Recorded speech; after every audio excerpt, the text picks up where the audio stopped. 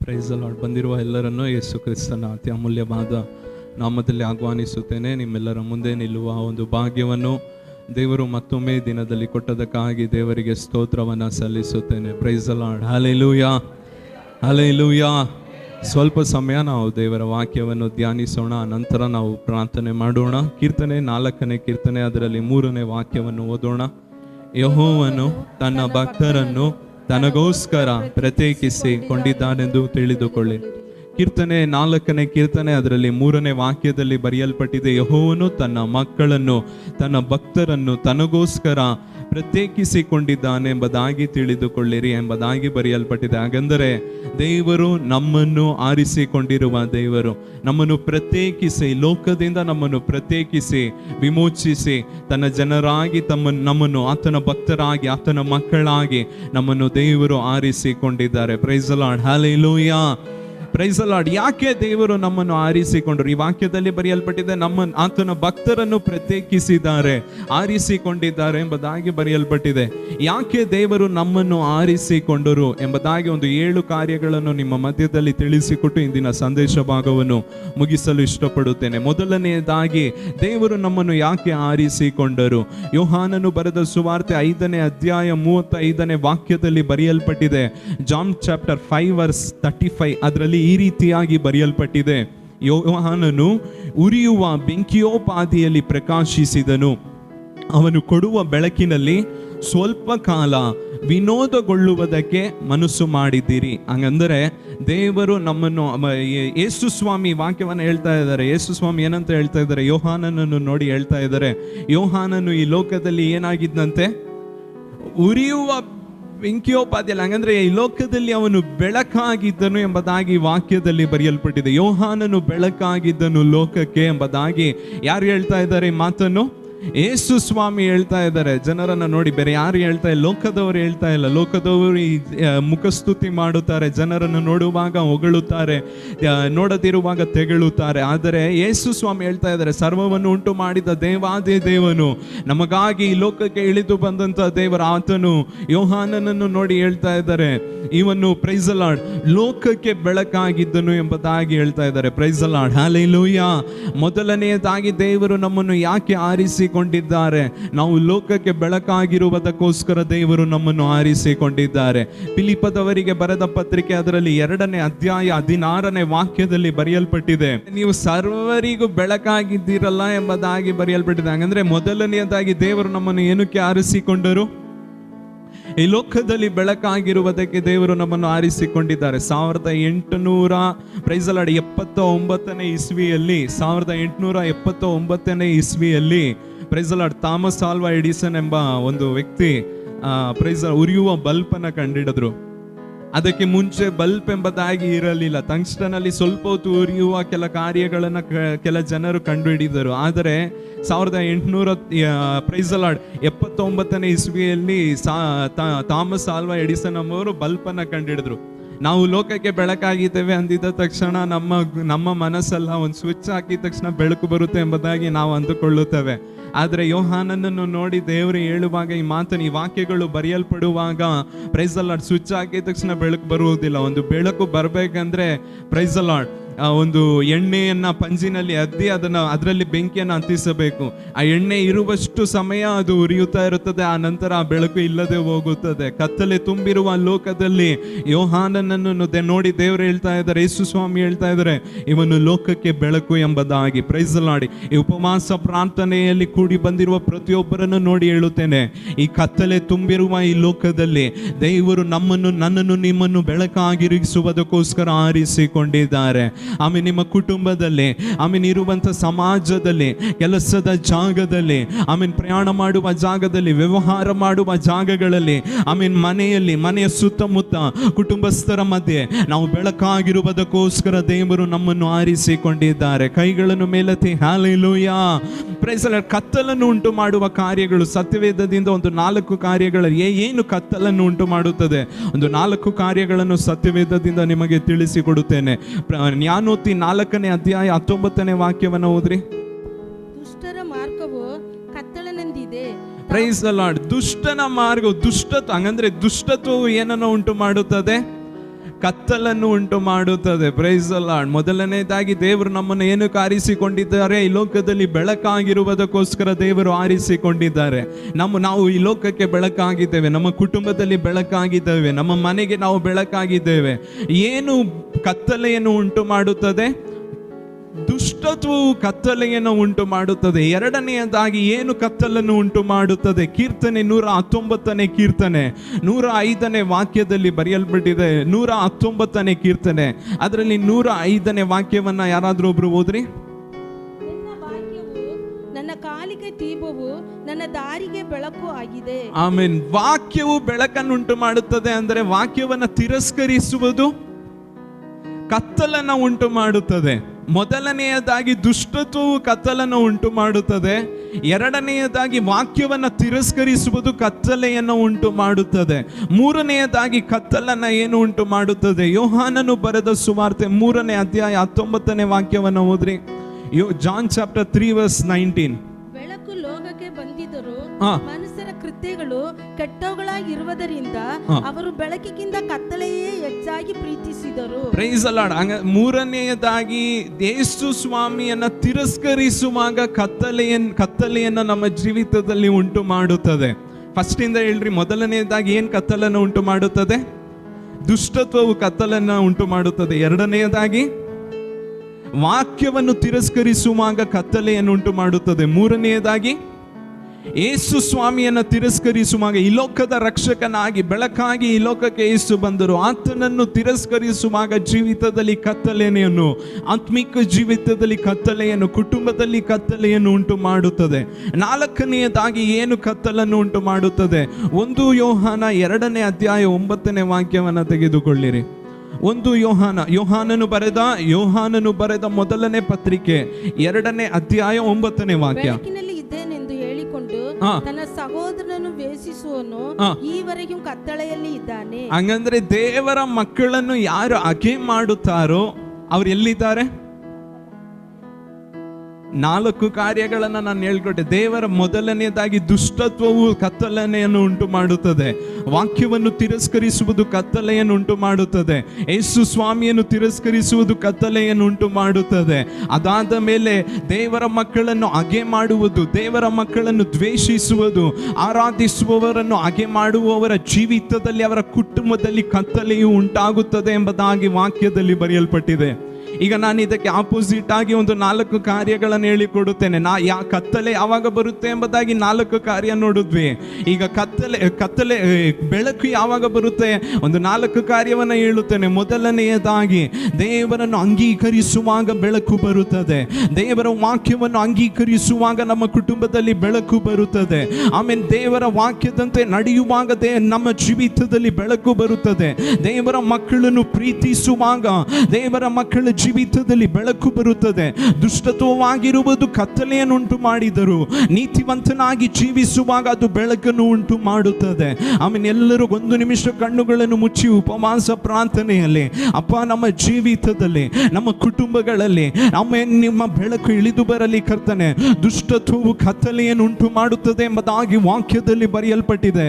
ನಾವು ಅನೇಕರಿಗೆ ಬೆಳಕಾಗಿರುವ ಕೃಪೆಯನ್ನು ಅನುಗ್ರಹಿಸಿರಿ, ಅನೇಕ ಕುಟುಂಬಗಳಿಗೆ ಬೆಳಕಾಗುವ ಕೃಪೆಯನ್ನು ಅನುಗ್ರಹಿಸಿರಿ.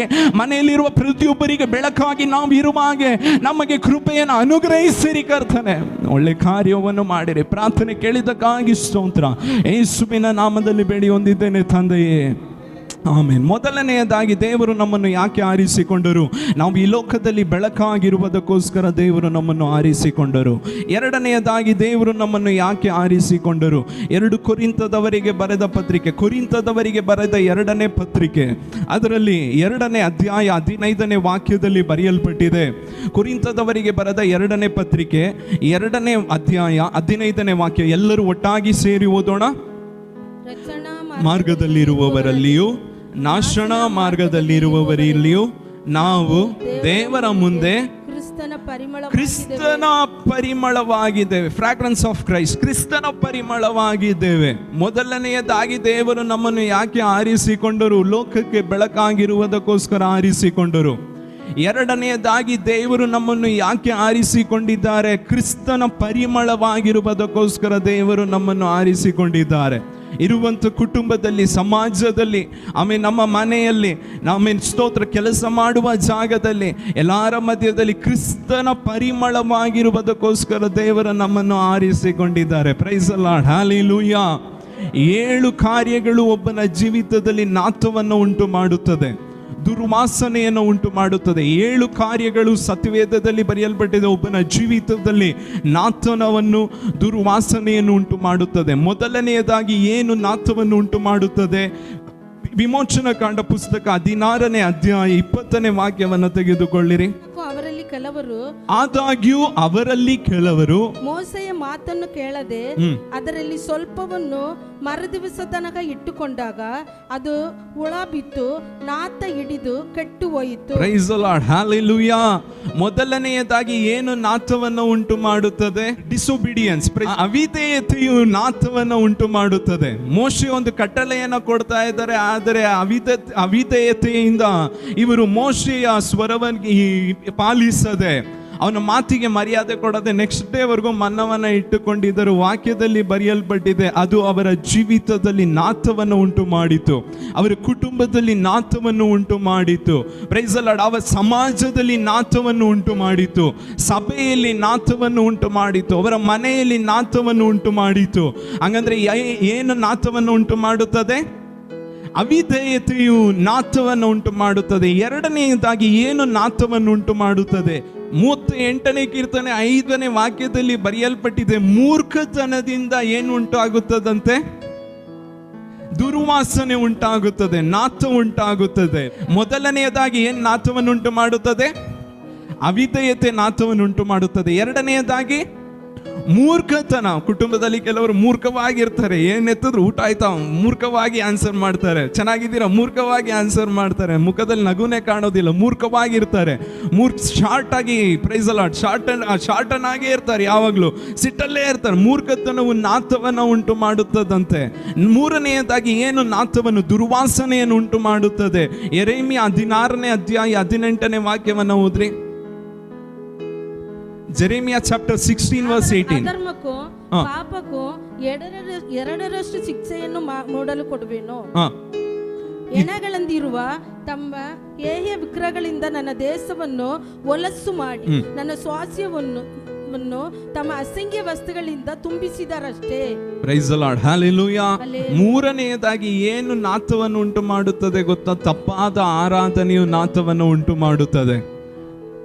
ತಪ್ಪಾದ ಆರಾಧನೆ, ದೇವರಿಗೆ ಇಷ್ಟವಿಲ್ಲದ ಆರಾಧನೆ, ಪ್ರೈಸ್ ದಿ ಲಾರ್ಡ್, ಅದನ್ನು ನಾವು ಮಾಡುವಾಗ ಅದು ನಮ್ಮ ಜೀವಿತದಲ್ಲಿ ನಾಥವನ್ನು ಉಂಟು ಮಾಡುತ್ತದೆ. ಇಸ್ರಾಯೇಲ್ ಜನರು, ಪ್ರೈಸ್ ದಿ ಲಾರ್ಡ್, ಬಿಲಾಮನು, ಪ್ರೈಸ್ ದಿ ಲಾರ್ಡ್, ಪ್ಲಾನ್ ಆಗಿ ಎಲ್ಲಾ ಕಾರ್ಯವನ್ನು ಮಾಡುವಾಗ ಅವರು, ಪ್ರೈಸ್ ದಿ ಲಾರ್ಡ್, ಏನನ್ನ ಮಾಡಿದ್ರು? ವಿಗ್ರಹಕ್ಕೆ ನೈವೇದ್ಯ ಮಾಡಿದ್ದನ್ನು ತಿಂದರು, ವಿಗ್ರಹಕ್ಕೆ ಅಡ್ಡ ಬಿದ್ದರು. ವಾಕ್ಯದಲ್ಲಿ ಬರೆಯಲ್ಪಟ್ಟಿದೆ, ಅವರ ಜೀವಿತದಲ್ಲಿ ಕಣ್ಣೀರು, ನಾಥವು, ದುರ್ವಾಸನೆ ಉಂಟಾಯಿತು. ಇಸ್ರಾಯೇಲರ ಮಧ್ಯದಲ್ಲಿ ದುರ್ವಾಸನೆ ಉಂಟಾಯಿತು. ಹಾಗಾದ್ರೆ ಮೊದಲನೆಯದಾಗಿ, ಪ್ರೈಸ್ ದಿ ಲಾರ್ಡ್, ಅವಿಧೇಯತೆಯು ನಾಥವನ್ನ, ದುರ್ವಾಸನೆಯನ್ನು ಉಂಟು ಮಾಡುತ್ತದೆ. ಎರಡನೆಯದಾಗಿ ಮೂರ್ಖತನ ನಾಥವನ್ನು ಉಂಟು ಮಾಡುತ್ತದೆ. ಮೂರನೆಯದಾಗಿ ತಪ್ಪಾದ ಆರಾಧನೆ ನಾಥವನ್ನು ಉಂಟು ಮಾಡುತ್ತದೆ. ನಾಲ್ಕನೆಯದಾಗಿ ಏನು ಪ್ರೈಸ್ ದಿ ಲಾರ್ಡ್, ದುರ್ವಾಸನೆಯನ್ನು ಬೀರುತ್ತದೆ. ಆದಿಕಾಂಡ 34ನೇ ಅಧ್ಯಾಯ 30ನೇ ವಾಕ್ಯವನ್ನು ಓದ್ರಿ. Genesis chapter 34 verse 30. ಯಾಕೋಬನು ಸಿಮಿಯೋನ್ ಲೇವಿಯರಿಗೆ, ನೀವು ಈ ದೇಶದ ನಿವಾಸಿಗಳಾದ ಕಾನಾನ್ಯರಲ್ಲಿಯೂ ಪರಿಚಯರಲ್ಲಿಯೂ ನನ್ನ ಹೆಸರು ದುರ್ವಾಸನೆ ಆಗದಂತೆ ಮಾಡಿ ನನ್ನನ್ನು ಅಪಾಯಕ್ಕೆ ಕುರಿ ಮಾಡಿದ್ದೀರಿ. ಸಾಕು. Praise the Lord. ತಂದೆಗೆ ನೋವನ್ನು ಉಂಟು ಮಾಡುವಾಗ ದುರ್ವಾಸನೆ ಆಗುತ್ತದೆ. ತಂದೆಗೆ ನೋವನ್ನು, ನಮ್ಮನ್ನು ರಕ್ಷಿಸಿದ್ದಾರೆ, ತನ್ನ ಪ್ರಾಣವನ್ನು ಕೊಟ್ಟು ನಮ್ಮನ್ನು, ತನ್ನ ಅಮೂಲ್ಯವಾದ ರಕ್ತವನ್ನು ಈ ಲೋಕದಲ್ಲಿ ಚೆಲ್ಲಿ ನಮ್ಮನ್ನು ವಿಮೋಚಿಸಿದ್ದಾರೆ. ಆ ತಂದೆಗೆ ನಾವು ನೋವನ್ನು ಉಂಟು ಮಾಡುವಾಗ ನಮ್ಮ ಜೀವಿತದಲ್ಲಿ ಏನುಂಟಾಗುತ್ತದೆ? ದುರ್ವಾಸನೆ ಉಂಟಾಗುತ್ತದೆ. ಏಸಪ್ಪಗೆ ಯಾವಾಗ ನಾವು ನೋವನ್ನು ಉಂಟು ಮಾಡುತ್ತೇವೋ, ನಮ್ಮನ್ನು ರಕ್ಷಿಸಿದ, ವಿಮೋಚಿಸಿದ, ನಮ್ಮನ್ನು ನಾಶನದ ಹೊಲಸಾದ ಕೆಸರಿನಿಂದ ತೆಗೆದು ತೊಳೆದು ನಮ್ಮನ್ನು ಬಂಡೆಯ ಮೇಲೆ ಸ್ಥಿರವಾಗಿ ಹೆಜ್ಜೆ ಇಡುವ ಹಾಗೆ ಮಾಡಿರುವ ದೇವರನಿಗೆ ನಾವು ಯಾವಾಗ ನೋವನ್ನು ಉಂಟು ಮಾಡುತ್ತೇವೋ, ಆಗ ನಮ್ಮ ಜೀವಿತದಲ್ಲಿ ಅದು ದುರ್ವಾಸನೆಯಾಗಿ ಮಾರ್ಪಡುತ್ತದೆ, ನಾಥವಾಗಿ ಮಾರ್ಪಡುತ್ತದೆ. ಐದನೆಯದಾಗಿ ಪ್ರೈಸ್ ದಿ ಲಾರ್ಡ್, ಏನು ನಾಥವನ್ನು ಉಂಟು ಮಾಡುತ್ತದೆ? ಆಮೋಸ್ 4ನೇ ಅಧ್ಯಾಯ, ಆಮೋಸ್ ಪ್ರವಾದನೆಯ ಗ್ರಂಥ 4ನೇ ಅಧ್ಯಾಯ 10ನೇ ವಾಕ್ಯವನ್ನು ಓದ್ರಿ. ಆಮೋಸ್ 4ನೇ ಅಧ್ಯಾಯ 10ನೇ ವಾಕ್ಯ. ಅಯುತ್ಯರ ವ್ಯಾಧಿಗಳಿಂದ ವ್ಯಾಧಿಯನ್ನು ನಿಮಗೆ ಕಳುಹಿಸಿದೇನೋ, ನಿಮ್ಮ ಯುವಕರನ್ನು ಖಡ್ಗದಿಂದ ಗದಿಸಿದೇನೋ, ನಿಮ್ಮ ಅಶ್ವಗಳನ್ನು ಸೂರೆ ಮಾಡಿದೇನೋ, ನಿಮ್ಮ ದಂಡಿನ ಗಬ್ಬು ನಿಮ್ಮ ಮುಗಿಗೆ ಬಿಗುವಂತೆ ಮಾಡಿದೇನೋ. Praise the lord, hallelujah. ನಿಮ್ಮ ಗಬ್ಬು ನಿಮ್ಮ ಮೂಗಿಗೆ ಬೀಳುವಂತೆ ನಾನೇನ್ ಮಾಡಿದೆ. ನೀವು ಅಧ್ಯಾಯವನ್ನ ಮನೆಗೆ ಹೋಗಿ ಓದ್ನಾಡಿದ್ರೆ ಗೊತ್ತಾಗುತ್ತೆ. ಯಾವಾಗ ಇಸ್ರಾಯೇಲ್ ಜನರು ದೇವರನ್ನು ಬಿಟ್ಟು ದಾರಿ ತಪ್ಪಿದರು, ಆಗ ಅವರ ಜೀವಿತದಲ್ಲಿ ನಾತ ಉಂಟಾಯಿತು, ದುರ್ವಾಸನೆ ಉಂಟಾಯಿತು. ಮೊದಲನೆಯಿಂದ ಹೇಳ್ರಿ, ಏನೇನ್ ಕಾರ್ಯಗಳು ನಾತವನ್ನುಂಟು ಮಾಡುತ್ತದೆ? ಮೊದಲನೆಯದಾಗಿ ಅವಿಧೇಯತೆಯು ನಾತವನ್ನುಂಟು ಮಾಡುತ್ತದೆ. ಎರಡನೆಯದಾಗಿ ಮೂರ್ಖತನ ನಾತವನ್ನುಂಟು ಮಾಡುತ್ತದೆ. ಮೂರನೆಯದಾಗಿ ತಪ್ಪಾದ ಆರಾಧನೆ ನಾತವನ್ನುಂಟು ಮಾಡುತ್ತದೆ. ನಾಲ್ಕನೆಯದಾಗಿ ತಂದೆಯನ್ನ ಬಿಟ್ಟು ನಾವು ಯಾವಾಗ ದೂರ ಹೋಗುತ್ತೇವೋ ಆಗ ನಮ್ಮ ಜೀವಿತದಲ್ಲಿ ದುರ್ವಾಸನೆ ಬೀರುತ್ತದೆ, ನಾತ ಉಂಟಾಗುತ್ತದೆ. ಐದನೆಯದಾಗಿ ಪ್ರೈಸ್ ದಿ ಲಾರ್ಡ್, ಯಾವಾಗ ನಾತ ಉಂಟಾಗುತ್ತದೆ? ಪ್ರೈಸ್ ದಿ ಲಾರ್ಡ್, ಪ್ರಸಂಗಿ 10ನೇ ಅಧ್ಯಾಯ 1ನೇ ವಾಕ್ಯವನ್ನು ಓದ್ರಿ. ಆತ್ಮೀಕತೆ ಸಾಯುವಾಗ ನಮ್ಮ ಜೀವಿತದಲ್ಲಿ, ಹಿಂಗೂ ಹೇಳ್ಬೋದು, ಆತ್ಮೀಕತೆ ಸಾಯುವಾಗ ನಮ್ಮ ಜೀವಿತದಲ್ಲಿ ನಾತ ಉಂಟಾಗುತ್ತದೆ. ಇನ್ನೊಂದು ಕಾರ್ಯವನ್ನು ಹೇಳ್ಬೋದು, ದೇವರ ಮಕ್ಕಳ ಜೀವಿತದಲ್ಲಿ ಎಲ್ಲ 99% ಒಳ್ಳೇದಿದ್ದು, 1% ಕೆಟ್ಟದ್ದು ಯಾವುದಾದ್ರೂ ಒಂದು ಇದ್ದರೂ ಅದು ನಾತವನ್ನು ಉಂಟು ಮಾಡುತ್ತದೆ. Praise the lord, hallelujah. ಏಳನೆಯದಾಗಿ ಏನು ನಾತವನ್ನು ಉಂಟು ಮಾಡುತ್ತದೆ? ಆದಿಕಾಂಡ 34ನೇ ಅಧ್ಯಾಯ 30ನೇ ವಾಕ್ಯವನ್ನು ಓದ್ರಿ. ನೀವು ಈ ದೇಶದ ನಿವಾಸಿಗಳಾದ ಕಾನಾನ್ಯರಲ್ಲಿಯೋ ಪರಿಚಯರಲ್ಲಿಯೋ ನನ್ನ ಹೆಸರು ದುರ್ವಾಸನೆ ಆಗುವಂತೆ ಮಾಡಿ ನನ್ನನ್ನು ಅಪಾಯಕ್ಕೆ ಕುರಿ ಮಾಡಿದ್ದೀರಿ. ನನಗಿರುವ ಜನರು ಸ್ವಲ್ಪವೇ, ಈ ದೇಶವರು ಸಾಕು. ಪ್ರೈಸ್ ದಿ ಲಾರ್ಡ್, ನೀವು ನನ್ನ ಹೆಸರನ್ನು ಏನ್ ಮಾಡಿದ್ದೀರಿ? ದುರ್ವಾಸನೆ ಬರುವ ಹಾಗೆ ಮಾಡಿದ್ದೀರಿ. ಏಳನೆಯದಾಗಿ ಏನ್ ನಾತವನ್ನು ಉಂಟು ಮಾಡುತ್ತದೆ ಗೊತ್ತಾ? ಒಂದು ಕೋಪ ಬರುವಾಗ ಅದು ನಾತವನ್ನು ಉಂಟು ಮಾಡುತ್ತದೆ. ಕುಟುಂಬದಲ್ಲಿ ನಾತವನ್ನು, ದುರ್ವಾಸನೆಯನ್ನು, ಮನೆಯಲ್ಲಿ ದುರ್ವಾಸನೆ ಬೀರುವ ಹಾಗೆ ಮಾಡಿಬಿಡುತ್ತದೆ. ಯಾವಾಗ ಕೋಪವು ಪ್ರಕಟವಾಗುತ್ತದೋ ಆಗ ಅದು ದುರ್ವಾಸನೆಯನ್ನು ಆತ್ಮಿಕ ಜೀವಿತದಲ್ಲಿ ಉಂಟು ಮಾಡುತ್ತದೆ. ನಾನು ಆಲ್ರೆಡಿ ಒಂದ್ಸತಿ ನಿಮಗೆ ಇದನ್ನ ಹೇಳಿದ್ದೆ, ಇನ್ನೊಂದ್ಸತಿ ನಿಮ್ಮ ಅರ್ಥವಾಗೋದಕ್ಕೋಸ್ಕರ ಹೇಳುತ್ತೇನೆ. ಒಂದು ತಂದೆ ಒಂದು ಹೊಸ ಕಾರನ್ನ ತಗೊಂಡು 1 ತಿಂಗಳಾಗಿಲ್ಲ, 1 ತಿಂಗಳವರೆಗೂ ಚೆನ್ನಾಗಿ ಭದ್ರವಾಗಿ ಇಟ್ಟಿರುತ್ತಾರೆ. ಯಾರೇ ಕಾರ್ ತಗೊಂಡ್ರು ಚೆನ್ನಾಗಿ ತೊಳಿತಾ ಇರ್ತಾರೆ, ಡೈಲಿ ವಾಶ್ ಮಾಡ್ತಾರೆ, ಒಂಚೂರು ಧೂಳು ಬೀಳೋದಿಕ್ ಬಿಡೋದಿಲ್ಲ. ಒಂದು ಕಾರನ್ನು ತಗೊಂಡು ಮನೆ ಮುಂದೆ ಎಲ್ಲೋ ಹೋಗಿ ಬಂದಿದ ತಕ್ಷಣ ಗಾಡಿಯನ್ನು ನೀಟಾಗಿ ತೊಳೆದ್ಬಿಟ್ಟು ಹಾಗೆ ನಿಲ್ಲಿಸ್ಬಿಟ್ಟು ಹಾಗೆ ಒಂದ್ಸತಿ ನೋಡ್ಬಿಟ್ಟು ಸ್ನಾನ ಮಾಡೋದಕ್ಕೋಸ್ಕರ ಹೋಗ್ಬಿಟ್ರು. ಸ್ನಾನ ಮಾಡಿ ಹೊರಗೆ ಬರುವಾಗ ಅವನ ಮಗಳು, ಒಂದು ಚಿಕ್ಕ ಮಗಳು ಏನು ಮಾಡ್ತಾ ಇದ್ದಾಳೆ ಅಂದರೆ, ಒಂದು ಕಲ್ಲಲ್ಲಿ ಕಾರಿನ ಮೇಲೆ ಗೀಚ್ತಾ ಇದ್ದಾಳೆ. ಚಿಕ್ಕ ಮಗಳು ಕಾರಿನ ಮೇಲೆ ಗೀಚ್ತಾಳೆ. ತಂದೆಗೆ ತುಂಬಾ ನೋವು ಬಂದ್ಬಿಡ್ತು. ನೋವು ಬಂದಿದ ತಕ್ಷಣ ಓಡಿ ಹೋಗಿ ಆ ಮಗಳ ಕೈಯನ್ನು ಹಿಡಿದು ಜೋರಾಗಿ ಹೇಳಿದ್ರು, ಬೈ ಕಡೆ ಏನ್ ಮಾಡ್ತಾ ಇದೆ ಎಂಬುದಾಗಿ. ಸಿಟ್ಟಿನಲ್ಲಿ, ತುಂಬಾ ಸಿಟ್ಟು, ಜೋರಾಗಿ ಹೇಳಿದ್ರು. ಆ ಮಗಳ ಕೈ ಹಾಗೆ ಡಿಸ್ಲೊಕೇಟ್ ಆಗ್ಬಿಡ್ತು, ಭುಜದಿಂದ ಹಾಗೆ ಆಚೆ ಬಂದ್ಬಿಡ್ತು. ಈಗ ಆ ಮಗಳನ್ನ ತಗೊಂಡು ಹೋಗ್ಬಿಟ್ಟು ಪ್ರೈಸ್ ದಿ ಲಾರ್ಡ್ ಹಾಸ್ಪಿಟಲಿಗೆ ತೋರಿಸ್ಬೇಕು.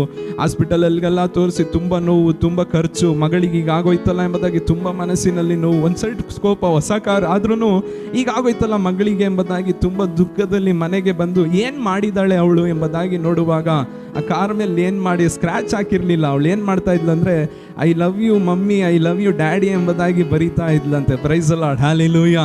ಒಂದು ನಿಮಿಷ ಅವರು ಗಮನವಾಗಿ ನೋಡಿದ್ದಿದ್ರೆ, ಆ ಸಿಟ್ಟು 1 ನಿಮಿಷ ಬಾರದೆ ಇದ್ದಿದ್ರೆ ಅಷ್ಟು ದುರಂತವು ಆ ಮಗಳ ಜೀವಿತದಲ್ಲಿ ಆಗ್ತಾ ಇರಲಿಲ್ಲ. Praise the Lord. ಕೋಪವು ನಾಥವನ್ನು, ದುರ್ವಾಸನೆಯನ್ನು ಜೀವಿತದಲ್ಲಿ, ಆತ್ಮಿಕ ಜೀವಿತದಲ್ಲಿ ಉಂಟು ಮಾಡುತ್ತದೆ. ಎಷ್ಟು ಕಾರ್ಯ ಹೇಳಿಕೊಟ್ಟೆ? 7 ಕಾರ್ಯ ಹೇಳಿಕೊಟ್ಟೆ. ಮೊದಲಿಂದ ಮತ್ತೊಮ್ಮೆ ಹೇಳುತ್ತೇನೆ, ಅವಿಧೇಯತೆಯು ನಾಥವನ್ನು ಉಂಟು ಮಾಡುತ್ತದೆ. ಅಂದರೆ ಪ್ರೈಸ್ ದಿ ಲಾರ್ಡ್, ವಿಧೇಯತೆಯು ದೇವರ ಮಕ್ಕಳ ಜೀವಿತದಲ್ಲಿ ಪರಿಮಳವನ್ನು ಉಂಟು ಮಾಡುತ್ತದೆ. ಮೂರ್ಖತನವು ಒಂದು ದೇವರ ಮಕ್ಕಳ ಜೀವಿತದಲ್ಲಿ ನಾಥವನ್ನು ಉಂಟು ಮಾಡುತ್ತದೆ. ಅಂದರೆ ದೇವರ ಮಕ್ಕಳ ಜೀವಿತದಲ್ಲಿ ಜ್ಞಾನವಾಗಿರುವುದು ಪರಿಮಳವನ್ನು ಬೀರುತ್ತದೆ. ಮೂರನೆಯದಾಗಿ ನಾನು ಹೇಳ್ಕೊಟ್ಟೆ, ತಪ್ಪಾದ ಆರಾಧನೆ ನಾಥವನ್ನು, ದುರ್ವಾಸನೆಯನ್ನು ಉಂಟು ಮಾಡುತ್ತದೆ. ಎಂದರೆ ಸರಿಯಾದ ಆರಾಧನೆ, ಆತ್ಮಿಕದಲ್ಲಿ ತುಂಬಿ ಆರಾಧಿಸುವ ಆರಾಧನೆ ಒಂದು ದೇವರ ಮಕ್ಕಳ ಜೀವಿತದಲ್ಲಿ ಪ್ರೈಸ್ ದಿ ಲಾರ್ಡ್ ಪರಿಮಳವನ್ನು ಬೀರುತ್ತದೆ. ತಂದೆಗೆ ನೋವು ಪಡಿಸುವುದು ಒಂದು ದೇವರ ಮಕ್ಕಳ ಜೀವಿತದಲ್ಲಿ ನಾಥವನ್ನು ಉಂಟು ಮಾಡುತ್ತದೆ. ಎಂದರೆ ತಂದೆಗೆ ಪ್ರೈಸ್ ದಿ ಲಾರ್ಡ್ ಪ್ರಿಯವಾಗಿರುವುದನ್ನು ಮಾಡುವುದು, ತಂದೆಗೆ ಇಷ್ಟವಾಗಿರುವ ಕಾರ್ಯಗಳು, ಸಂತೋಷ ಪಡಿಸುವುದು. ಆಮೇಲೆ ನಮ್ಮ ಜೀವಿತದಲ್ಲಿ ಪರಿಮಳವನ್ನು ಬೀರುತ್ತದೆ. ಆಮೇಲೆ ದಾರಿ ತಪ್ಪುವಾಗ ನಾಥವು ಉಂಟು ಮಾಡುತ್ತದೆ ಅಂದರೆ ಸರಿಯಾದ ದಾರಿಯಲ್ಲಿ ನಡೆಯುವಾಗ ನಮ್ಮ ಜೀವಿತದಲ್ಲಿ ಪರಿಮಳವು ಬೀರುತ್ತದೆ.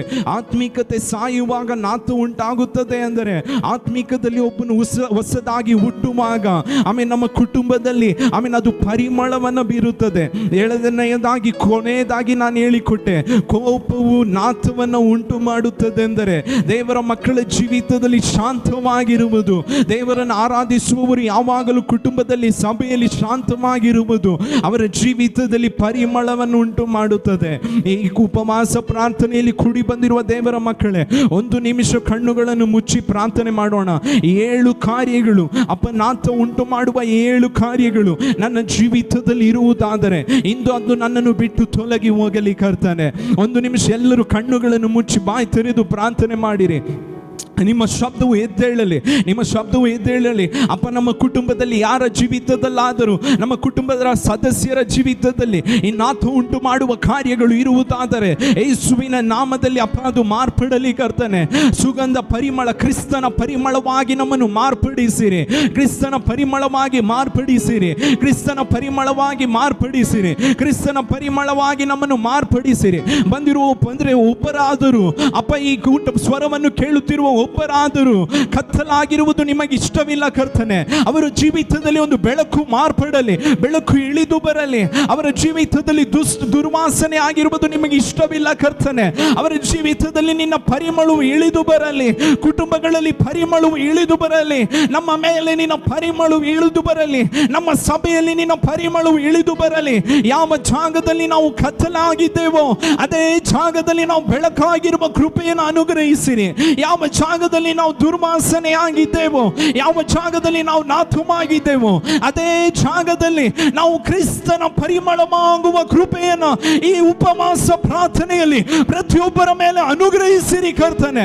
ಎಲ್ಲರೂ ಪ್ರಾರ್ಥನೆ ಮಾಡ್ರಿ, ಎಲ್ಲರೂ ಪ್ರಾರ್ಥನೆ ಮಾಡೋಣ. ಅಪ್ಪ, ನನ್ನ ಕುಟುಂಬದಲ್ಲಿ, ನನ್ನ ಜೀವಿತದಲ್ಲಿ ಕ್ರಿಸ್ತನ ಪರಿಮಳವು ಇಳಿದು ಬರಲಿ, ಕ್ರಿಸ್ತನ ಪರಿಮಳವು ಇಳಿದು ಬರಲಿ, ಕ್ರಿಸ್ತನ ಪರಿಮಳವು ಇಳಿದು ಬರಲಿ, ಕ್ರಿಸ್ತನ ಬೆಳಕು ಇಳಿದು ಬರಲಿ.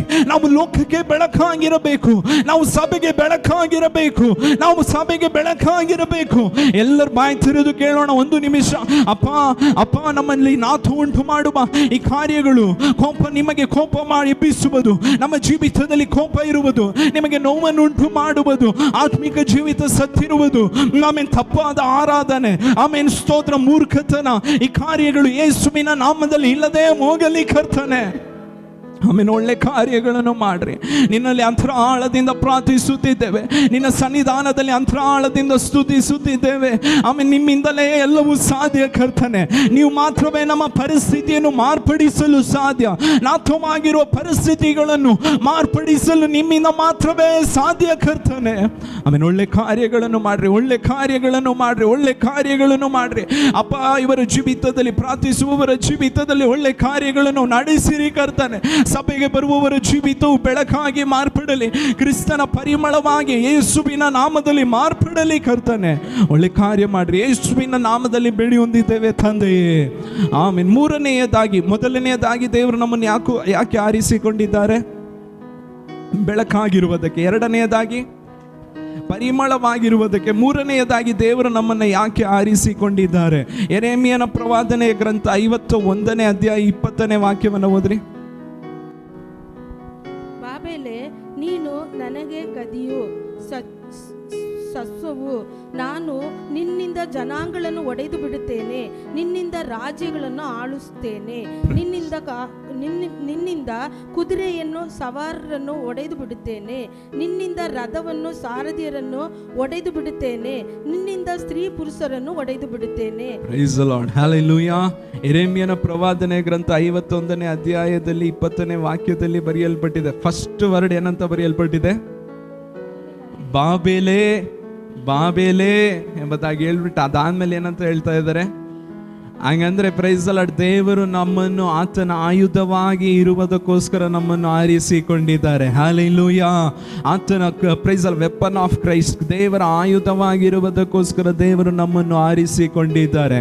ಇದೇ ಬಾಬೇಲ್ ಒಂದು ಕಾಲದಲ್ಲಿ ಯಾವುದಕ್ಕೂ ಪ್ರಯೋಜನವಿಲ್ಲದಾಗಿತ್ತು.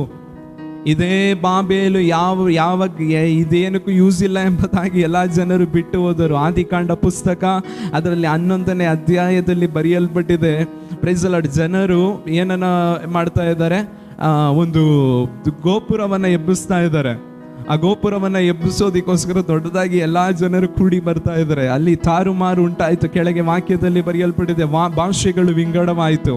ಈಗ ಒಬ್ಬ ಕೂಡ ಅಲ್ಲಿಲ್ಲ. ಎಲ್ಲಾ ಜನರು ಏನ್ ಮಾಡಿದ್ರು, ಹಾಗೆ ಚದರಿ ಹೋದರು. ಈ ಬಾಬೇಲಿಂದ ಏನು ಪ್ರಯೋಜನ ಇಲ್ಲ, ಇದರಿಂದ ಏನು ಯೂಸ್ ಇಲ್ಲ ಎಂಬುದಾಗಿ ಹಾಗೆ ಹಿಂಜಾರಿ ಹಾಗೆ ಬೇರೆ ಕಡೆ ಹೊಟ್ಟೋಗ್ಬಿಟ್ರು. ಲೋಕದೆಲ್ಲ ಕಡೆಗೆ ಚದರಿ ಹೋದರು ಎಂಬುದಾಗಿ ವಾಕ್ಯದಲ್ಲಿ ಬರೆಯಲ್ಪಟ್ಟಿದೆ.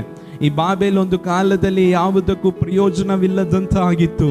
ಈ ಬಾಬೇಲ್ ಯಾವ ಗಣನೆಗೂ ಬಾರದಂತಿತ್ತು. ಆ ಬಾಬೇಲನ್ನು ನೋಡಿ ದೇವರು ಹೇಳ್ತಾ ಇದ್ದಾರೆ, ಯೆರೆಮೀಯನ ಪ್ರವಾದನೆ ಗ್ರಂಥ ಯೆರೆಮೀಯನ ಮೂಲಕ ಏನಂತ ಹೇಳ್ತಾ ಇದ್ದಾರೆ, ನಾನು ನಿನ್ನನ್ನು ಆಯುಧವಾಗಿ ಮಾರ್ಪಡಿಸುತ್ತೇನೆ, ಆಮೇಲೆ ನಿನ್ನ ಮೂಲಕ ದೊಡ್ಡ ದೊಡ್ಡ ಕಾರ್ಯಗಳನ್ನು ನಡೆಸುತ್ತೇನೆ. ಉಪವಾಸ ಪ್ರಾರ್ಥನೆಯಲ್ಲಿ ಕೂಡಿ ಬಂದಿರುವ ಪ್ರತಿಯೊಬ್ಬರನ್ನು ನೋಡಿ ಹೇಳುತ್ತೇನೆ, ನಾವು ಒಂದು ವೇಳೆ ಯಾವ ಗಣನೆಗೆ ಬಾರದಂತೆ ಇರಬಹುದು, ಕುಟುಂಬದಲ್ಲಿ, ಸಮಾಜದಲ್ಲಿ, ಸಭೆಯಲ್ಲಿ, ಆಮೇಲೆ ಯಾವ ಪ್ರಯೋಜನಕ್ಕೆ ಬಾರದವರಾಗಿರಬಹುದು. ಆದರೆ ಉಪವಾಸ ಪ್ರಾರ್ಥನೆಯಲ್ಲಿ ಅಂತರಾಳದಿಂದ ಪ್ರಾರ್ಥಿಸುವವರನ್ನು ದೇವರು ಆತನ ಆಯುಧವಾಗಿ ಮಾರ್ಪಡಿಸಲು ಶಕ್ತನಾಗಿದ್ದಾನೆ. ಆತನ ಆಯುಧವಾಗಿ ಮಾರ್ಪಡಿಸಲು ಶಕ್ತನಾಗಿದ್ದಾನೆ. ಒಂದು ನಿಮಿಷ ಎಲ್ಲರೂ ಕೈಗಳನ್ನು ತಟ್ಟಿ ದೇವರ ನಾಮವನ್ನು ಮಹಿಮೆ ಪಡಿಸಿರಿ. ಅಪ್ಪ, ನಿಮ್ಮ ಆಯುಧವಾಗಿ ನಮ್ಮನ್ನು ಮಾರ್ಪಡಿಸಿರಿ. ಆಮೇಲೆ ಸ್ತೋತ್ರ. ನೀವು ಹೋರಾಡುವುದು ಅಂಧಕಾರ ಶಕ್ತಿಗಳ ಮೇಲೆಯೂ, ಅಧಿಕಾರಿಗಳ ಮೇಲೆಯೂ, ಆಮೇಲೆ ಸ್ತೋತ್ರ, ಶಕ್ತ ದೂತನ ಮೇಲೆಯೂ, ಆಮೇಲೆ ಎಲ್ಲರನ್ನು ಜಯಿಸುವ ಕೃಪೆಯನ್ನು ಅನುಗ್ರಹಿಸಿರಿ ಕರ್ತನೆ. ನಮ್ಮನ್ನು ಆಯುಧವಾಗಿ ಮಾರ್ಪಡಿಸಿರಿ ಕರ್ತನೆ. ಈ ಪ್ರಯೋಜನಕ್ಕೆ ಬಾರದಂತಹ ಈ ಆಯುಧವನ್ನು ಪ್ರಯೋಜನ ಉಳ್ಳ ಆಯುಧವಾಗಿ ಮಾರ್ಪಡಿಸಿರಿ ಕರ್ತನೆ. Praise the lord. ಹಲ್ಲೆಲೂಯಾ. ಮೋಶೆಯನ್ನು ದೇವರು ಕಾಪಾಡುವುದಕ್ಕೋಸ್ಕರ ಯಾವ ಪ್ರಯೋಜನಕ್ಕೆ ಬಾರದಂತ ಒಂದು ಆಪಿನ ಒಂದು ಹುಲ್ಲನ್ನು ದೇವರು ಉಪಯೋಗಿಸಿದರು ಎಂಬುದಾಗಿ ವಿಮೋಚನ ಕಾಂಡ 2ನೇ ಅಧ್ಯಾಯ 3ನೇ ವಾಕ್ಯದಲ್ಲಿ ಬರೆಯಲ್ಪಟ್ಟಿದೆ. ಆಪಿನ ಹುಲ್ಲು ಯಾವ ಪ್ರಯೋಜನಕ್ಕೂ ಅದು ಬಾರದು. ಅದರಿಂದ ಒಂದು ಪೆಟ್ಟಿಗೆಯನ್ನು ಮಾಡಿ ಮೋಶೆಯನ್ನು ಕಾಪಾಡುವುದಕ್ಕೋಸ್ಕರ ದೇವರು ಉಪಯೋಗಿಸಿದರು ಎಂಬುದಾಗಿ ಬರೆಯಲ್ಪಟ್ಟಿದೆ. ಯೋನನನ್ನು, ಪ್ರೈಸ್ ದಿ ಲಾರ್ಡ್, ಯೋಹನನನ್ನು ಕಾಪಾಡುವುದಕ್ಕೋಸ್ಕರ ಒಂದು ಮೀನನ್ನು ದೇವರು ಉಪಯೋಗಿಸಿದರು ಎಂಬುದಾಗಿ ಸತ್ಯವೇದದಲ್ಲಿ ಬರೆಯಲ್ಪಟ್ಟಿದೆ. ಪೇತ್ರನಿಗೆ ಹಣವನ್ನು ಒದಗಿಸಿಕೊಡಲು ಒಂದು ಗಾಣವನ್ನು ದೇವರು ಉಪಯೋಗಿಸಿದರು ಎಂಬುದಾಗಿ ಸತ್ಯವೇದದಲ್ಲಿ ಬರೆಯಲ್ಪಟ್ಟಿದೆ. Praise the lord. ಹಲ್ಲೆಲೂಯಾ. ಯೋನನ ಪುಸ್ತಕ 4ನೇ ಅಧ್ಯಾಯ 7ನೇ ವಾಕ್ಯದಲ್ಲಿ ಬರೆಯಲ್ಪಟ್ಟಿದೆ, ದೇವರು ಯೋನನಿಗೆ, ಪ್ರೈಸ್ ದಿ ಲಾರ್ಡ್, ಬುದ್ಧಿಯನ್ನು ತಿಳಿಸಿಕೊಡುವುದಕ್ಕೋಸ್ಕರ, ಅವನಿಗೆ ಜ್ಞಾನವನ್ನು ಕೊಡುವುದಕ್ಕೋಸ್ಕರ, ಒಂದು ಪಾಠವನ್ನು ಕಲಿಸುವುದಕ್ಕೋಸ್ಕರ ಒಂದು ಚಿಕ್ಕ ಹುಳವನ್ನು ದೇವರು ಏನ್ ಮಾಡಿದ್ರಂತೆ, ಉಪಯೋಗಿಸಿದರು ಎಂಬುದಾಗಿ ಸತ್ಯವೇದದಲ್ಲಿ ಬರೆಯಲ್ಪಟ್ಟಿದೆ. ಎಲಿಯನಿಗೆ ಆಹಾರವನ್ನು ಕೊಡುವುದಕ್ಕೆ ಕಾಗೆಯನ್ನು ದೇವರು ಉಪಯೋಗಿಸಿದರು ಎಂಬುದಾಗಿ ಸತ್ಯವೇದದಲ್ಲಿ ಬರೆಯಲ್ಪಟ್ಟಿದೆ. Praise the lord. ಹಲ್ಲೆಲೂಯಾ. ಬಿಲಿಯಾಮನ ಜೊತೆ ಮಾತಾಡುವುದಕ್ಕೆ ಒಂದು ಕತ್ತೆಯನ್ನು ದೇವರು ಉಪಯೋಗಿಸಿದರು ಎಂಬುದಾಗಿ ಸತ್ಯವೇದದಲ್ಲಿ ಬರೆಯಲ್ಪಟ್ಟಿದೆ. ನಾನು ಈ ಉಪವಾಸ ಪ್ರಾರ್ಥನೆಯಲ್ಲಿ ಒಂದನ್ನು ಹೇಳುತ್ತೇನೆ, ಮೋಶೆಯನ್ನು ಕಾಪಾಡುವುದಕ್ಕೋಸ್ಕರ ದೇವರು ಒಂದು ಆಪಿನ ಪೆಟ್ಟಿಗೆಯನ್ನು ಉಪಯೋಗಿಸಿದರೆಂದರೆ, ದೇವರು ಒಂದು ಗಾಣವನ್ನು ಉಪಯೋಗಿಸಿದರೆಂದರೆ, ದೇವರು ಒಂದು ಮೀನನ್ನು ಉಪಯೋಗಿಸಿದರೆಂದರೆ, ದೇವರು ಒಂದು ಕಾಗೆಯನ್ನು ಉಪಯೋಗಿಸಿದರೆಂದರೆ, ದೇವರು ಒಂದು ಕತ್ತೆಯನ್ನು ಉಪಯೋಗಿಸಿದರೆಂದರೆ, ಆಮೇಲೆ ನಿಮ್ಮನ್ನು ದೇವರು ಉಪಯೋಗಿಸಲು ಶಕ್ತನಾಗಿದ್ದಾನೆ. ಆಮೇಲೆ ನಿಮ್ಮ ಕುಟುಂಬದಲ್ಲಿ ನಿಮ್ಮನ್ನು ಉಪಯೋಗಿಸಿ ದೊಡ್ಡ ದೊಡ್ಡ ಕಾರ್ಯಗಳನ್ನು, ಅತಿಶಯವನ್ನು ನಡೆಸಲು, ಸಭೆಯಲ್ಲಿ ಅತಿಶಯವನ್ನು ನಡೆಸಲು, ಸಮಾಜದಲ್ಲಿ ಅತಿಶಯವನ್ನು ನಡೆಸಲು ದೇವರು ಶಕ್ತನಾಗಿದ್ದಾನೆ. ಒಂದು ಕತ್ತೆಯ ದವಡೆಯನ್ನು ಉಪಯೋಗಿಸುವ ಇಸ್ರಾಯೇಲರನ್ನು ಕಾಪಾಡುವುದಕ್ಕೋಸ್ಕರ ಕತ್ತೆಯ ದವಡೆಯನ್ನು ದೇವರು ಉಪಯೋಗಿಸಿದರೆಂದರೆ, ಒಂದು ದೇವರ ಮನುಷ್ಯನ ಮೂಳೆಯನ್ನು, ಆಮೇಲೆ ಒಬ್ಬನನ್ನು ಬದುಕಿಸುವುದಕ್ಕೋಸ್ಕರ ಉಪಯೋಗಿಸಿದರೆಂದರೆ, ನಮ್ಮನ್ನು ಉಪಯೋಗಿಸಲು ಆತನು ಶಕ್ತನಾಗಿದ್ದಾನೆ. ಒಂದು ನಿಮಿಷ ಎಲ್ಲರೂ ಕಣ್ಣುಗಳನ್ನು ಮುಚ್ಚಿ ಕೇಳ್ರಿ. ಅಪ್ಪ, ನನ್ನನ್ನು ಉಪಯೋಗಿಸಿರಿ ಕರ್ತನೆ. ಸಭೆಯಲ್ಲಿ ನನ್ನನ್ನು ಉಪಯೋಗಿಸಿರಿ ಅಪ್ಪ. ಕುಟುಂಬದಲ್ಲಿ ನನ್ನನ್ನು ಉಪಯೋಗಿಸಿರಿ ಕರ್ತನೆ. ಸಮಾಜದಲ್ಲಿ ನನ್ನನ್ನು ಉಪಯೋಗಿಸಿರಿ ಅಪ್ಪ. ಸುಮ್ಮನೆ ಇದ್ದ ಕಾಲವು ಸಾಕು, ಸುಮ್ಮನೆ ಇದ್ದ ಕಾಲವು ಸಾಕು. ಯಾವ ಉಪಯೋಗಕ್ಕೂ ಬಾರದ ಆಯುಧವಾಗಿ ಇದುವರೆಗೂ ಹಿಡಿದದ್ದು ಸಾಕು ಕರ್ತನೆ. ಈ ಉಪವಾಸ ಪ್ರಾರ್ಥನೆಯಲ್ಲಿ ನನ್ನನ್ನು ಉಪಯೋಗಿಸಿರಿ. ಬಾಯಿ ತೆರೆದು ಕೇಳ್ರಿ, ನನ್ನನ್ನು ಉಪಯೋಗಿಸಿರಿ. ಕುಟುಂಬದಲ್ಲಿ ನನ್ನನ್ನು ಉಪಯೋಗಿಸಿರಿ, ಸಮಾಜದಲ್ಲಿ ನನ್ನನ್ನು ಉಪಯೋಗಿಸಿರಿ. ಯೇಸುವಿನ ನಾಮದಲ್ಲಿ ನಮ್ಮನ್ನು ಉಪಯೋಗಿಸಿರಿ. ಯೇಸುವಿನ ನಾಮದಲ್ಲಿ ನಮ್ಮನ್ನು ಉಪಯೋಗಿಸಿರಿ ಕರ್ತನೆ. ದಾವೀದನನ್ನು ಮನೆಯವರು ನೋಡಿದ್ದು ಸಾಧಾರಣ ವ್ಯಕ್ತಿಯಾಗಿ, ಆದರೆ ನೀವು ನೋಡಿದ್ದು ಒಂದು ಅರಸನಾಗಿ ನೋಡಿದ್ರಿ ಕರ್ತನೆ. ಆಮೇಲೆ ಸ್ತೋತ್ರ. ಯೋಸೇಫನನ್ನು ಜನರು ನೋಡಿದ್ದು ಸಾಧಾರಣ ವ್ಯಕ್ತಿಯಾಗಿ, ಆದರೆ ನೀವು ನೋಡಿದ್ದು ಒಂದು ದೊಡ್ಡ ಹಿರಿಯ ಸ್ಥಾನದಲ್ಲಿ ನೀವು ನೋಡಿದ್ರಿ ಕರ್ತನೆ. ಆಮೇಲೆ ರಾಜನಾಗಿ ನೀವು ನೋಡಿದ್ರಿ ಕರ್ತನೆ. ನಮ್ಮನ್ನು ನೋಡ್ರಪ್ಪ, ನಮ್ಮನ್ನು ಉಪಯೋಗಿಸ್ರಿ. ಎಲ್ಲರೂ ಕೇಳ್ರಿ, ಮಾಯ ತೆರೆದು ಕೇಳ್ರಿ. ಈ ಸಭೆಯನ್ನು ಉಪಯೋಗಿಸಿರಿ ಕರ್ತನೆ. ಈ ತುಮಕೂರು ಪಟ್ಟಣದಲ್ಲಿ ಆಮೇಲೆ ಒಂದು ಉಜ್ಜೀವನವನ್ನು ತರುವುದಕ್ಕೋಸ್ಕರ ಈ ಸಭೆಯನ್ನು ಉಪಯೋಗಿಸಿರಿ. ಆಮೇಲೆ ನಮ್ಮ ಕುಟುಂಬದಲ್ಲಿ ಒಂದು ಉಜ್ಜೀವನವನ್ನು ತರುವುದಕ್ಕೋಸ್ಕರ ನಮ್ಮನ್ನು ಉಪಯೋಗಿಸಿರಿ. ಯೇಸುವಿನ ನಾಮದಲ್ಲಿ ನಮ್ಮ ಮೂಲಕ ಅದ್ಭುತ ಅತಿಶಯಗಳು ನಡೆಯಲಿ ಕರ್ತನೆ. ಬಾಬೇಲನ್ನು ಉಪಯೋಗಿಸಿದ ದೇವರೇ, ನಮ್ಮನ್ನು ಉಪಯೋಗಿಸಿರಿ. ಆಮೇಲೆ ನಿನ್ನ ನಾಮವು ಮಹಿಮೆ ಪಡಲಿ, ನಿನ್ನ ನಾಮವು ಮಹಿಮೆ ಪಡಲಿ. ಅಂತರಾಳದಿಂದ ಯಾರ್ಯಾರು ಪ್ರಾರ್ಥಿಸುತ್ತಾ ಇದ್ದಾರೋ ಪ್ರತಿಯೊಂದು ದೇವರ ಮಕ್ಕಳನ್ನು ನೀವು ಉಪಯೋಗಿಸಿರಿ ಕರ್ತನೆ. ನಿನ್ನ ಆಯುಧವಾಗಿ ಉಪಯೋಗಿಸಿರಿ ಕರ್ತನೆ. ಒಳ್ಳೆ ಕಾರ್ಯವನ್ನು ಮಾಡಿರಿ. ಯೇಸುವಿನ ನಾಮದಲ್ಲಿ ಬೇಡಿ ಹೊಂದಿದ್ದೇವೆ ತಂದೆಯೇ, ಆಮೇಲೆ. ಎಷ್ಟು ಕಾರ್ಯವನ್ನು ನೋಡಿದ್ವಿ. ದೇವರು ನಮ್ಮನ್ನು ಏನಕ್ಕೋಸ್ಕರ ಆರಿಸಿಕೊಂಡಿದ್ದಾರೆ? ಮೊದಲನೆಯದಾಗಿ ಬೆಳಕಾಗಿರುವುದಕ್ಕೋಸ್ಕರ, ಎರಡನೆಯದಾಗಿ ಕ್ರಿಸ್ತನ ಪರಿಮಳವಾಗಿರುವುದಕ್ಕೋಸ್ಕರ ದೇವರು ಆರಿಸಿಕೊಂಡಿದ್ದಾರೆ, ಮೂರನೆಯದಾಗಿ ಆತನ ಆಯುಧವಾಗಿರುವುದಕ್ಕೋಸ್ಕರ ದೇವರು ನಮ್ಮನ್ನು ಆರಿಸಿಕೊಂಡಿದ್ದಾರೆ, ನಾಲ್ಕನೆಯದಾಗಿ ದೇವರು ನಮ್ಮನ್ನು ಯಾಕೆ ಆರಿಸಿಕೊಂಡಿದ್ದಾರೆ? ಅಪೊಸ್ತಲರ ಕೃತ್ಯಗಳು 9ನೇ ಅಧ್ಯಾಯ 15ನೇ ವಾಕ್ಯವನ್ನು ಓದ್ರಿ. ಅಪೊಸ್ತಲರ ಕೃತ್ಯಗಳು 9ನೇ ಅಧ್ಯಾಯ 15ನೇ ವಾಕ್ಯ. ಮನುಷ್ಯನು ಅನ್ಯ ಜನರಿಗೂ ಅರಸುಗಳಿಗೂ ಇಸ್ರಾಯೇಲರೆಲ್ಲರಿಗೂ ನನ್ನ ಹೆಸರನ್ನು ತಿಳಿಸೋದಕ್ಕಾಗಿ ನಾನು ಆರಿಸಿಕೊಂಡ ಸಾಧನವಾಗಿದ್ದಾನೆ. Praise the Lord. To be a vessel of God, ದೇವರ ಪಾತ್ರೆಯಾಗಿರುವುದಕ್ಕೋಸ್ಕರ ದೇವರು ನಮ್ಮನ್ನು ಆರಿಸಿಕೊಂಡಿದ್ದಾರೆ. Praise the lord, hallelujah. ಪೌಲನನ್ನು ದೇವರು ರಕ್ಷಿಸಿ, ಈಗ ಅವನಿಗೆ ಕಣ್ಣಿಲ್ಲ, ಅವನೊಂದು ಕಡೆ ಕೂತ್ಕೊಂಡು ಪ್ರಾರ್ಥನೆ ಮಾಡ್ತಾ ಇದ್ದಾನೆ. ಪ್ರಾರ್ಥನೆ ಮಾಡ್ತಾ ಇರಬೇಕಾದ್ರೆ ದೇವರ ದಾಸನನ್ನು ಕಳಿಸ್ತಾ ಇದ್ದಾನೆ. ನೀನು ಅವ್ನಿಗೋಗಿ ಪ್ರಾರ್ಥನೆ, ನಾನು ಹೇಳೋದನ್ನೇ ಹೇಳು, ಪ್ರಾರ್ಥನೆ ಮಾಡು, ಅವನನ್ನು ಅಭಿಷೇಕ ಮಾಡು ಎಂಬುದಾಗಿ ಹೇಳ್ಬೇಕಾದ್ರೆ ಅವ್ನು ಹೇಳ್ತಾ ಇದ್ದಾನೆ, ಅಪ್ಪ ಸೌಲನ ಅವನು ಕಡು ಪಾಪಿ, ಅವನ ಹತ್ರ ಹೋದ್ರೇನೆ ಅವನು ಸಾಯಿಸ್ಬಿಡ್ತಾನೆ, ಅವನು ಕ್ರೈಸ್ತರನ್ನು ಹಿಂಸಿಸುವವನು ಎಂಬುದಾಗಿ ಹೇಳ್ಬೇಕಾದ್ರೆ ದೇವರು ಹೇಳ್ತಾ ಇದ್ದಾರೆ, ನಾನು ಅವನನ್ನು ಆರಿಸಿಕೊಂಡಿರುವ ಸಾಧನವಾಗಿದ್ದಾನೆ, ಒಂದು ಪಾತ್ರೆಯಾಗಿ ನಾನು ಅವನನ್ನು ಆರಿಸಿಕೊಂಡಿದ್ದೇನೆ. Praise the lord, hallelujah. ಈ ಆರಾಧನೆಯಲ್ಲಿ ಎಷ್ಟು ಜನರಿಗೆ ಆಸೆ ಇದೆ, ದೇವರು ನನ್ನನ್ನು ಪಾತ್ರೆಯಾಗಿ ಆರಿಸಿಕೊಂಡಿದ್ದಾರೆ. ಕಾನಾ ಊರಿನಲ್ಲಿ ಪ್ರೈಸ್ ದಿ ಲಾರ್ಡ್ ಮದುವೆಯ ಮನೆಯ ಆಚೆ ಕೈ ಕಾಲು ತೊಳೆಯುವುದಕ್ಕೋಸ್ಕರ ಇದ್ದಂಥ ಒಂದು ಪಾತ್ರೆಯನ್ನು ದೇವರು ಆರಿಸಿಕೊಂಡರು. ಆ ಪಾತ್ರೆ ಲೋಕದ ಜನರು ನೋಡುವಾಗ ಇದು ಸಾಧಾರಣ ಪಾತ್ರೆ. ನೀವು ಯಾವುದೋ ಒಂದು ಮದುವೆಗೆ ಹೋಗಿದ್ದೀರಾ, ಊಟ ಆಯಿತು, ಈಗ ಕೈ ತೊಳೆಯೋದಕ್ಕೆ ಆಚೆ ಒಂದು ಏನಿಟ್ಟಿರ್ತಾರೆ, ಈಗ ನಲ್ಲಿಗಳಿಟ್ಟಿರ್ತಾರೆ ಮದುವೆ ಮಂಟಪದಲ್ಲಿ. ಕೆಲವೊಂದು ಕಡೆ ಮುಂಚೆ ಎಲ್ಲ ಏನು ಇಡ್ತಾ ಇದ್ರು, ದೊಡ್ಡ ಡ್ರಮ್ ಇಡ್ತಾ ಇದ್ರು, ಇಲ್ಲ ಅಂಡಾವಲ್ಲ ದೊಡ್ಡದು ಇಡ್ತಾ ಇದ್ರು. ಪ್ರೈಸ್ ದಿ ಲಾರ್ಡ್, ದೊಡ್ಡ ಡ್ರಮ್ ಅನ್ನ ಇಟ್ಟಿರ್ತಾರೆ. ಆ ಡ್ರಮ್ಮಿಗೆ ಯಾರಾದ್ರೂ ಮರ್ಯಾದೆ ಕೊಡ್ತಾರಾ? ಹಾಗೇ ನೀರನ್ನು ತೆಗೆದು ಹಾಗೇ ಕೈ ತೊಳೆದ್ಬಿಟ್ಟು ಹಾಗೇನು ಮಾಡಿಬಿಡ್ತೇವೆ, ನಮ್ಮ ಮೇಲೆ ಆ ನೀರು ಬೀಳ್ಬಾರ್ದು ಎಂಬುದಾಗಿ ಡಿಸೆಂಟಾಗಿ ಕೈ ತೊಳೆದ್ಬಿಟ್ಟು ವಾಪಸ್ ಬಂದ್ಬಿಡ್ತೇವೆ. ಪ್ರೈಸ್ ದಿ ಲಾರ್ಡ್, ಯಾವ ಗಣನೆಗೆ ಬಾರದಂತ ಆ ಪಾತ್ರೆಯನ್ನು ದೇವರು ಉಪಯೋಗಿಸಿದರು. ಅದರೊಳಗೆ ನಿಜವಾದ ಸಿಹಿ ಇದೆ ಎಂಬುದಾಗಿ ದೇವರು ಪ್ರೈಸ್ ದಿ ಲಾರ್ಡ್ ನಿರೂಪಿಸಿದರು. ಈ ಉಪವಾಸ ಪ್ರಾರ್ಥನೆಯಲ್ಲಿ ಬಂದಿರುವ ನಿಮ್ಮನ್ನು ನೋಡಿ ಹೇಳುತ್ತೇನೆ, ಆತನು ನಿಮ್ಮನ್ನು ಆರಿಸಿಕೊಂಡಿರುವ, ನಿಮ್ಮನ್ನು ಪಾತ್ರೆಯಾಗಿ ಆರಿಸಿಕೊಂಡರೆ ನಿಮ್ಮನ್ನು ಅನೇಕರಿಗೆ ಸಿಹಿಯಾಗಿ ಮಾರ್ಪಡಿಸುವ ದೇವರಾಗಿದ್ದಾರೆ. ಅನೇಕರಿಗೋಸ್ಕರ ಉಪಯೋಗಿಸುವ ಪಾತ್ರೆಯಾಗಿ ಮಾರ್ಪಡಿಸುವ ದೇವರಾಗಿ ಆ ಪಾತ್ರೆಯನ್ನು ದೇವರು ಆರಿಸಿಕೊಂಡರು. ಆಮೇಲೆ ಅದನ್ನು ತುಂಬಿಸಿದರು, ಅದನ್ನು ಮಾರ್ಪಡಿಸಿದರು. ತುಂಬಲ್ಪಟ್ಟ ಪಾತ್ರೆಯಾಗಿ ಅದು ಮಾರ್ಪಟ್ಟಿತ್ತು, ಆರಿಸಿಕೊಳ್ಳಲ್ಪಟ್ಟ ಪಾತ್ರೆಯಾಗಿ ಮಾರ್ಪಟ್ಟಿತ್ತು. ಅದು ಅನೇಕರಿಗೆ ಆಶೀರ್ವಾದವಾಗಿರುವ ಪಾತ್ರೆಯಾಗಿ ಮಾರ್ಪಟ್ಟಿತ್ತು. ದೇವರು ಪೌಲನನ್ನು ಆರಿಸಿಕೊಂಡು ಪ್ರೈಸ್ ದಿ ಲಾರ್ಡ್ ದೇವರು ಅವನನ್ನು ಆಶೀರ್ವದಿಸಿದರು, ಅವನನ್ನು ಅಂಗೀಕರಿಸಿದರು, ತುಂಬಿಸಿದರು, ಅನೇಕರಿಗೆ ಪ್ರಯೋಜನವಾಗಿ ಮಾರ್ಪಡಿಸಿದರು. ಉಪವಾಸ ಪ್ರಾರ್ಥನೆಯಲ್ಲಿ ಬಂದಿರುವ ನಮ್ಮನ್ನು ದೇವರು ಆರಿಸಿಕೊಂಡು ಆಮೇಲೆ ನಮ್ಮನ್ನು ತುಂಬಿಸಿ ಅನೇಕರಿಗೆ ಪ್ರಯೋಜನವಾಗಿ ಮಾರ್ಪಡಿಸಲಿ. ಆರನೆಯದಾಗಿ ಐದನೆಯದಾಗಿ ಪ್ರೈಸ್ ದಿ ಲಾರ್ಡ್ ದೇವರು ನಮ್ಮನ್ನು ಏನಕ್ಕೋಸ್ಕರ ಆರಿಸಿಕೊಂಡಿದ್ದಾರೆ? ಆದಿಕಾಂಡ ಪುಸ್ತಕ 1ನೇ ಅಧ್ಯಾಯ 26ನೇ ವಾಕ್ಯವನ್ನು ಓದ್ರಿ.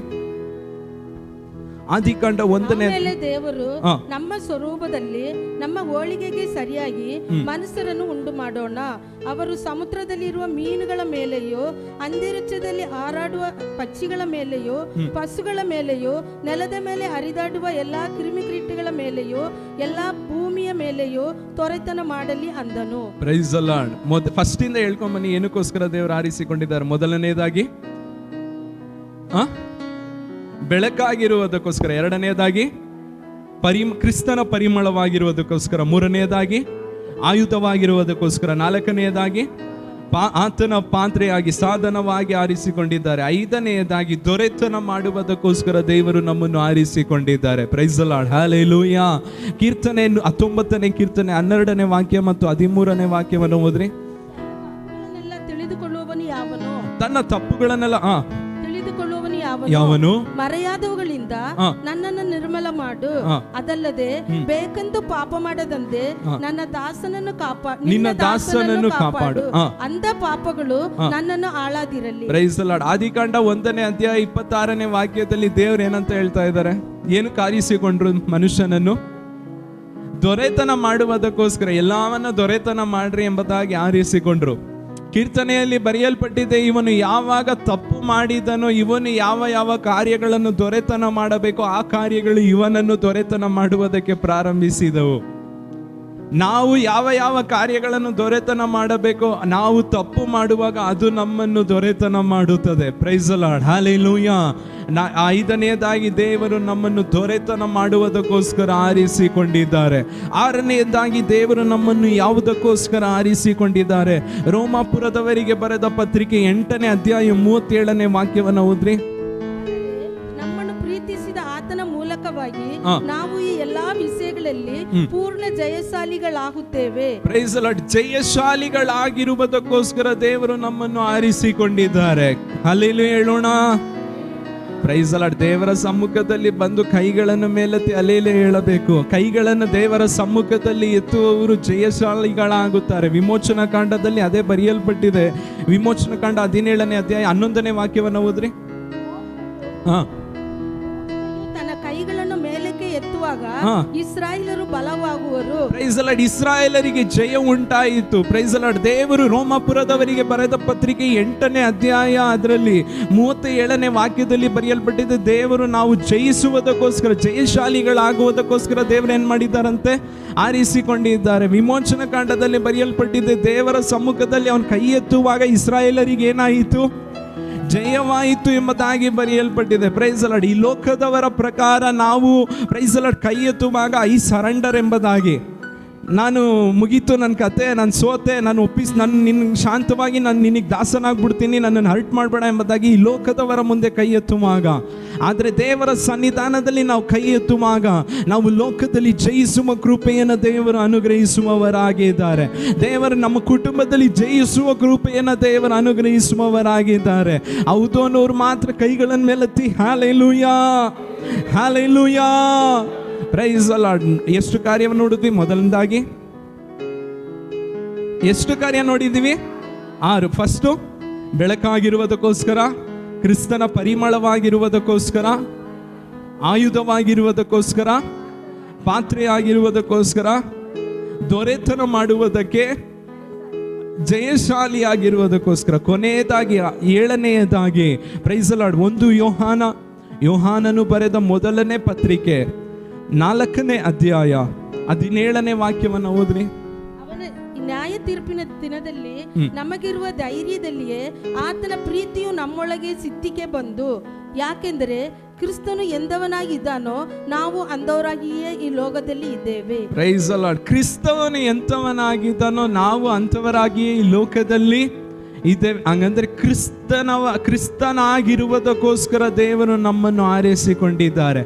ನಾವು ಈ ಲೋಕದಲ್ಲಿ ನಾವು ಹೇಗಿದ್ದೇವೆ, ಈ ಲೋಕದಲ್ಲಿ ನಾವು ಹೇಗಿರಬೇಕು, ಕ್ರಿಸ್ತನ ಹಾಗೆ, ಯೇಸುವಿನ ಹಾಗೆ ಇರಬೇಕೆಂಬುದಾಗಿ ವಾಕ್ಯದಲ್ಲಿ ಬರೆಯಲ್ಪಟ್ಟಿದೆ. Praise the lord, hallelujah.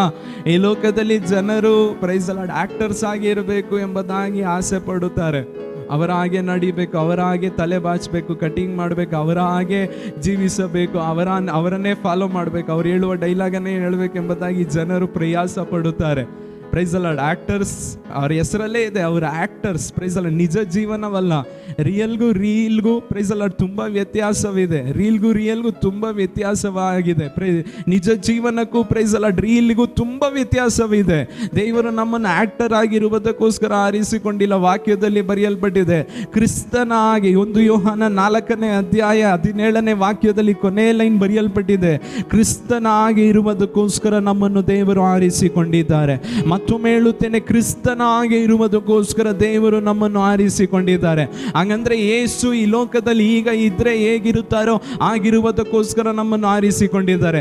ಯೇಸು ಈಗ ನಮ್ಮ ಕುಟುಂಬದಲ್ಲಿ ಇದ್ರೆ ಹೇಗಿರ್ತಿದ್ರು ಆಗಿರುವುದಕ್ಕೋಸ್ಕರ ದೇವರು ನಮ್ಮನ್ನು ಆರಿಸಿಕೊಂಡಿದ್ದಾರೆ.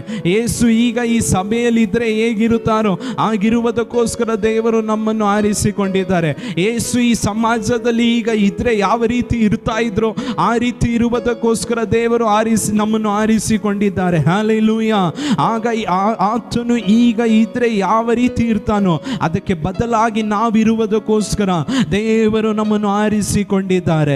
ಕ್ರಿಸ್ತನಾಗೆ ಜೀವಿಸುವುದಕ್ಕೋಸ್ಕರ, ಕ್ರಿಸ್ತನಾಗೆ ನಡೆಯುವುದಕ್ಕೋಸ್ಕರ, ಕ್ರಿಸ್ತನಾಗೆ ಚಿಂತಿಸುವುದಕ್ಕೋಸ್ಕರ, ಕ್ರಿಸ್ತನಾಗೆ ಮಾತಾಡುವುದಕ್ಕೋಸ್ಕರ, ಕ್ರಿಸ್ತನಾಗೆ ಅನೇಕರನ್ನು ಸಂತೈಸುವುದಕ್ಕೋಸ್ಕರ, ಕ್ರಿಸ್ತನಾಗೆ ಅನೇಕರನ್ನು ಬಿಡಿಸುವುದಕ್ಕೋಸ್ಕರ, ಕ್ರಿಸ್ತನಾಗೆ ಅನೇಕರನ್ನು ಪಾಪದಿಂದ ಬಿಡಿಸುವುದಕ್ಕೋಸ್ಕರ, ಕ್ರಿಸ್ತನಾಗೆ ಅನೇಕರನ್ನು ವಿಮೋಚಿಸುವುದಕ್ಕೋಸ್ಕರ ದೇವರು ನನ್ನನ್ನು ಆರಿಸಿಕೊಂಡಿದ್ದಾನೆ ಅನ್ನೋರು ಮಾತ್ರ ಒಂದು ನಿಮಿಷ ಕೈಗಳನ್ನು ತಟ್ಟಿ ದೇವರ ನಾಮವನ್ನು ಮಹಿಮೆ ಪಡಿಸಿರಿ.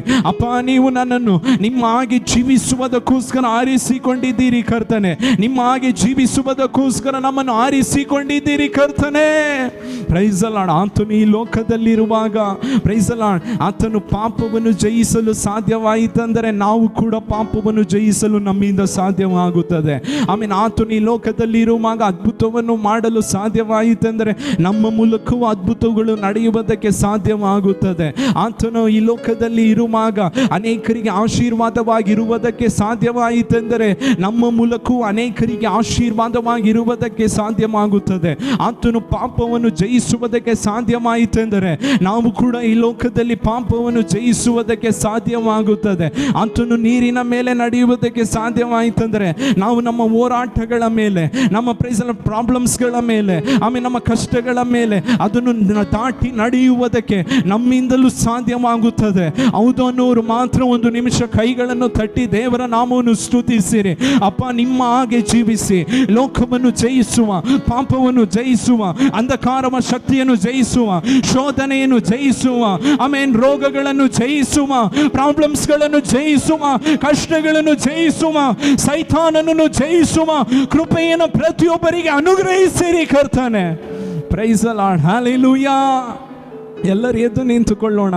7 ಕಾರ್ಯಗಳನ್ನು ಹೇಳಿಕೊಟ್ಟೆ, ಕೊನೆಯದಾಗಿ ಒಂದು ಹೇಳಿಕೊಟ್ಟೆ, ತುಂಬ ಪ್ರಾಮುಖ್ಯವಾದದ್ದು. ಕ್ರಿಸ್ತನಾಗಿ ಜೀವಿಸುವುದಕ್ಕೋಸ್ಕರ ನಮ್ಮನ್ನು ದೇವರು ಕರೆದಿದ್ದಾರೆ. ವಿಮೋಚನಾ ಧರ್ಮೋಪದೇಶ ಕಾಂಡ 34ನೇ ಅಧ್ಯಾಯ 10ನೇ ವಾಕ್ಯದಲ್ಲಿ ಬರೆಯಲ್ಪಟ್ಟಿದೆ, ಮೋಶೆ ದೇವರನ್ನು ನೋಡಿದನು, ದೇವರ ಪ್ರಸನ್ನತೆಯನ್ನು ನೋಡಿದನು, ದೇವರ ಮಹಿಮೆಯನ್ನು ಅವನ ಕಣ್ಣುಗಳು ಕಂಡವು. ಧರ್ಮೋಪದೇಶ ಕಾಂಡ ಪುಸ್ತಕ 34ನೇ ಅಧ್ಯಾಯ 10ನೇ ವಾಕ್ಯದಲ್ಲಿ ಬರೆಯಲ್ಪಟ್ಟಿದೆ. ಅದೇ ಮೋಶೆ ಲೂಕನು ಬರೆದ ಸುವಾರ್ತೆ 9ನೇ ಅಧ್ಯಾಯ 30ನೇ ವಾಕ್ಯದಲ್ಲಿ ಬರೆಯಲ್ಪಟ್ಟಿದೆ, ಅವನು ಮಹಿಮೆಯಾಗಿ ಮಾರ್ಪಟ್ಟನು ಎಂಬುದಾಗಿ ಬರೆಯಲ್ಪಟ್ಟಿದೆ. ಧರ್ಮೋಪದೇಶ ಕಾಂಡದಲ್ಲಿ ದೇವರೇ ಮೋಶೆ ಏನನ್ನ ನೋಡ್ದ? ಮಹಿಮೆಯನ್ನ ನೋಡ್ದ. ಲೂಕನ ಬರೆದ ಸುವಾರ್ತೆಯಲ್ಲಿ ಬರೆಯಲ್ಪಟ್ಟಿದೆ, ಅವನು ಮಹಿಮೆಯಾಗಿ ಮಾರ್ಪಟ್ಟನು. ನಾವು ಮಹಿಮೆಯಾಗಿ ಮಾರ್ಪಡುವುದಕ್ಕೋಸ್ಕರ ದೇವರು ನಮ್ಮನ್ನು ಆರಿಸಿಕೊಂಡಿದ್ದಾರೆ. ಆಮೇನ್. Praise the lord.